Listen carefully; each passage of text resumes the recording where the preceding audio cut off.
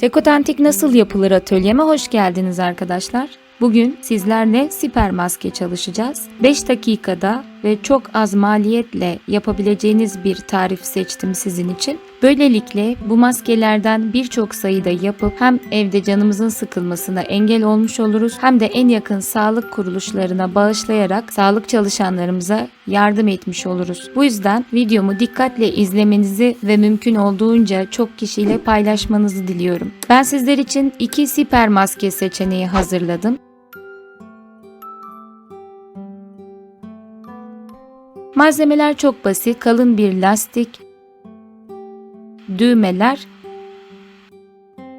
ve ince PVC lazım bize. Ben hesap ettim, 1 metrekare PVC'den 20-30 adet maske çıkarabiliyoruz ve bunlar internette tanesi 25-30 liraya en az o fiyata satılıyorlar. Biz ise 1 TL'ye mal etmiş olacağız. 25 TL'yi bir siper maskeye vermektense 1 liraya mal edip 25 siper maske yapıp etrafımızda çalışmak zorunda olanlara ve sağlık çalışanlarına hediye edebiliriz.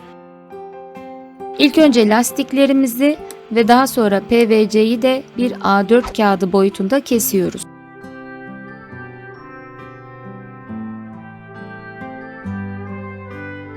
Kenarlarına oval bir şekil veriyoruz. Ve düğme iliği açıyoruz PVC'ye.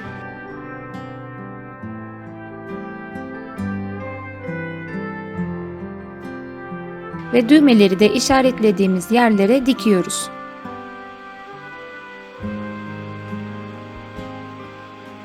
Gördüğünüz gibi 5 dakikada siper maskemiz hazır. Gayet güvenli ve sağlam ve işlevsel bir maske oldu.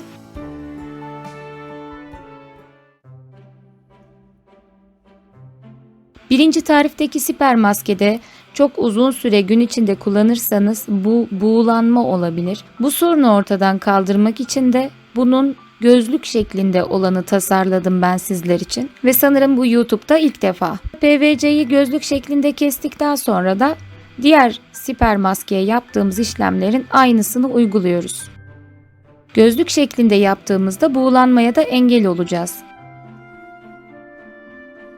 Tam bir koruma sağlayacak. Ağzımızda zaten maske olacak dışarı çıktığımızda. Ve şunu da belirtmek isterim. Koronavirüsü etiketi içeren hiçbir video YouTube'da para kazandırmıyor. Maksadımız bunların yayılması ve insanların kendini daha çok korumaya alması. Bu videoyu oldukça çok kişiyle paylaşırsanız ve yine YouTube'da ilk olan diğer videolarımı, virüsten korunma yöntemi videolarımı ve evde kal videolarımı takip etmek için kanalıma abone olursanız sevinirim. Sizlere sağlıklı, tertemiz günler diliyorum.